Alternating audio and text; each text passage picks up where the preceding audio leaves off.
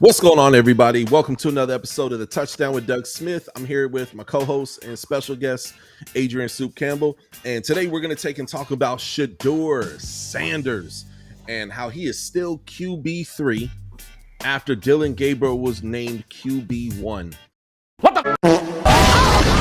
Not only that, we're going to talk about some potential discrepancies with that, but he also gave a very classic interview. Oh my gosh, what an interview this was. I'm gonna go ahead, hit play, and then Soup and I, we're gonna take and talk about. I'm gonna speed this up a little bit here.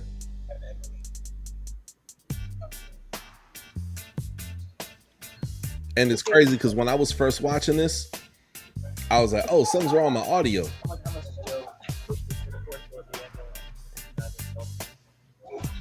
And yeah.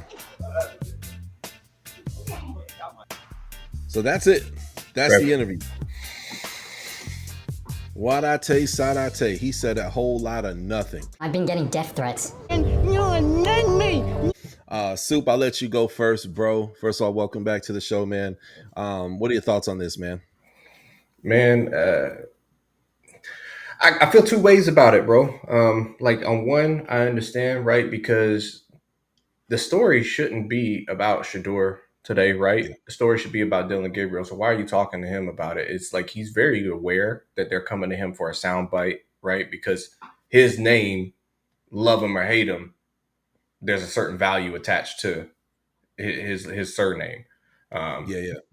And it feels like even before he came to the league, we've touched on this multiple times when I've come on the show. I know I've touched on it on our show. It just feels like the media has been trying to set him up since before he came to the league. Like they want him to be something that he's been trying to fight against. So on the one hand, I understand him taking this stance of saying, I'm not going to say anything. I'm gonna just pretend to say something like I made myself available for the media, so y'all can't find me, right? Pulling one of the old Marshawn Lynch plays out of his back pocket. But at the same time, I think this was an opportunity for him to demonstrate some maturity, right? Demonstrate some maturity, demonstrate the fact that he is the leader, that he is the team player, right? This would have been a perfect opportunity for him to big up the other QBs that are in that room, like Joe Flacco, and to say, hey, you know what? I appreciate everything that Joe's done since the day he walked in the door, stuff that he's done for me, the stuff that he's done for Dillon and for the Browns organization. He's a phenomenal quarterback with, X amount of years of experience. I'm going to continue to get prepared to support, Dillon as a starter and support Joe the best way that I know how, and get ready for, if and when my moment comes. But until then, I'm sitting here, I'm cheering for my teammates. Like this was a opportunity for him to do that, and he just didn't, and he continues to play into this narrative where it just feels entitled, right? Like it feels entitled, like he should be a much more accomplished player than what he is for him to be acting this way. And I see it from both sides. I see it from his side, like he doesn't want to play into the narrative, but in the way of him attempting not to say anything and give them their viral soundbite, like they got what they wanted out of him, which was to just demonstrate that you're a character and you're not mature enough to lead a football team. And then, by the way, like me saying those things, that's not how I personally feel. I just think this was an opportunity for him to kind of break the mold of what they're trying to push him into. Yeah. Man, all solid points, all bangers you said right there. Now, I'm going to echo some of that, but I'll give a different spin on it. Obviously, in the comment section of a lot of the videos, if he says nothing, then they go against him. If he says something, then they go against him. Here's the thing. He should have said something personally. And he should say, hey, man, Dillon is who they chose with. I respect that. I'm going to continue to work on my craft. And when it's my time to be called, I'll be ready. Something of that nature, of that stature, somewhere in that ballpark, I think would have been really, really great. Kind of like how when they named Joe Flacco, Sure, the starter. The dude can ball. In my opinion, if I'm looking at Dillon Gabriel's body of work, and if I'm looking at Shedeur Sanders' body of work, I'm picking Shedeur Sanders. Mm-hmm. Okay. Be honest, Dillon Gabriel, no disrespect, but man, he has a body shaped like Jada Pinkett Smith. Okay. I feel like if he gets hit in his abdomen, he's gonna split in half. You know, like the chest bursters from Aliens. Like I don't know. I just feel like it's just not gonna be good. And he's smaller. He's smaller than the Carolina Panthers And quarterback Bryce Young. Young, yeah. Right. So he's smaller than him, man.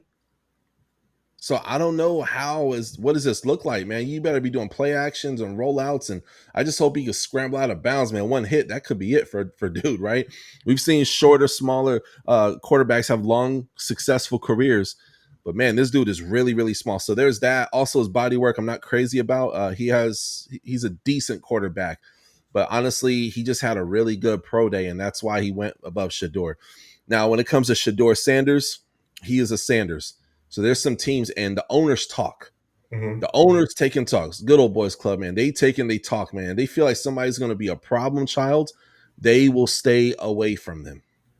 They will do everything they can to kind of derail their career. They've shown that with past players in the past, you know. Then there's some teams that are super merciful and they're like, hey, you know what? No, we're going to do our own thing. I understand managers, owners, you guys feel that way. We're going to do our own thing, right?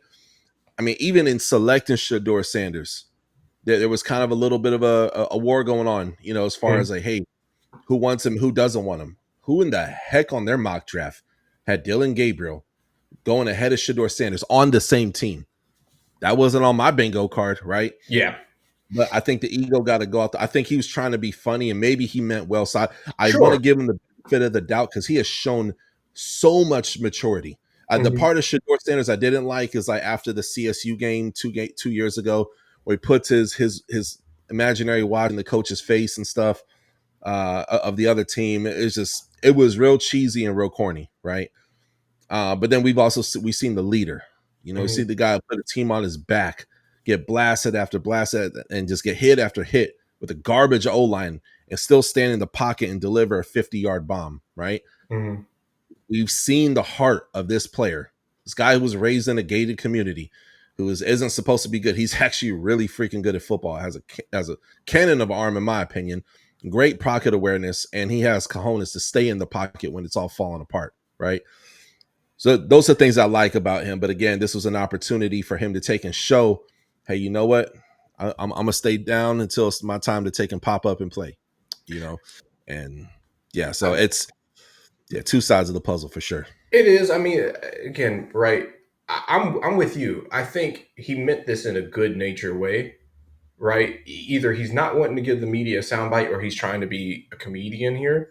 I just, regardless of what the intent was there, I don't think it's a good look. I think there was a different avenue that he could have taken. Now, I'm not saying like, oh, well, this is the reason that they'll never make him the starting quarterback. Like, but if you're a professional sports organization and somebody gives a mime interview and Yeah, that's the reason why you won't play them, even though they might be the most talented, person at that position on your roster, you need to evaluate whether or not you should be in big time competitive sports.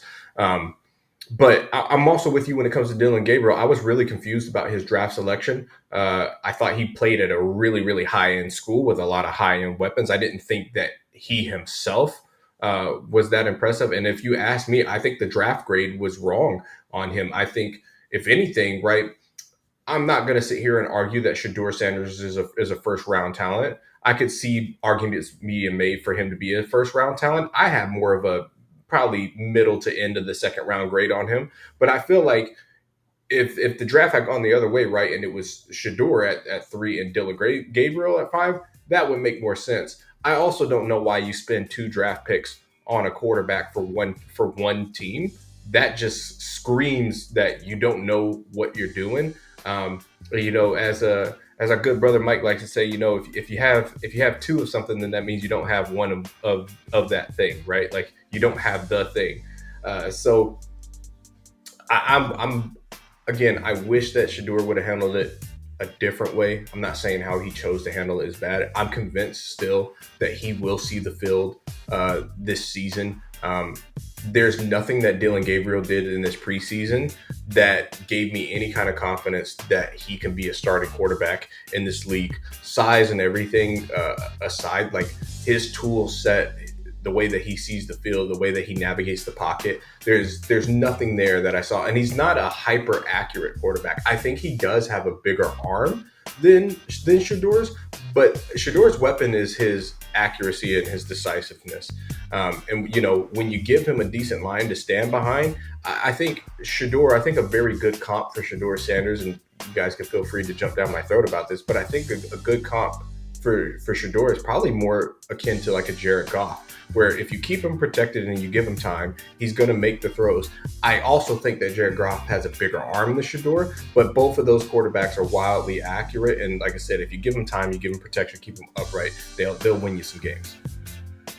Man, I love it. Love it. All I know is that when it is time for him to take and ball out and start as a quarterback, he better ball out. Because we're going to look back at this interview and he's going to look real clownish. Kind of like when Mike McDaniel, it was cool at first, but man, when you start sucking, they're going to go back into the library, and see like, wow, this guy really is a freaking clown. He didn't take this stuff seriously at all, right? So I'm rooting for Shedeur. You and I are rooting for Shedeur. We want him to do well. And hey, the best way to shut up people is to just take him ball. In the meantime, he's gonna be riding the pine. He'll be riding the bench. So, but you guys, the folks at Touchdown Nation, comment below. Let me know your thoughts on the whole situation. I want to hear what you guys say. We always promote diversity of thought and what you guys think. We'll see you guys in the comment section. Also, before I go, I got one more thing. My special guest here today, co-host, he has his own show. Tell the people where to find you, man. Because he got his own show and it is fire, man. Man, you can come find me and our good brother Mike Williams every single Wednesday on the In the Pocket podcast. We're on YouTube right now. Just dropped a new episode. We recorded yesterday, dropped a new episode today covering week 4 and some of the ins and outs. And it's so funny because we were literally talking about the Browns quarterback situation. And hey, is it time to bench Joe Flacco? And then lo and behold, today, right, Joe Flacco's bitch, Dillon Gabriel's coming in. So, man, if y'all rock with Doug is family for us. We got to have him over there. But yeah, come and give us a listen, man. Come and give us a check out, right? In the Pocket podcast on YouTube every single Wednesday. We cover all 32 NFL. Love it. That'll be in the link below in the description of this video. Y'all have a blessed day. Remember, Jesus loves you and he died for you. And we'll catch y'all next time on the Touchdown with Doug Smith. Peace. Thank you for watching another episode of The Touchdown with Doug Smith, where we have exclusive NFL content and exclusive NFL interviews. Be sure to hit that like and that subscribe button. Follow us on social media. See you on the next one.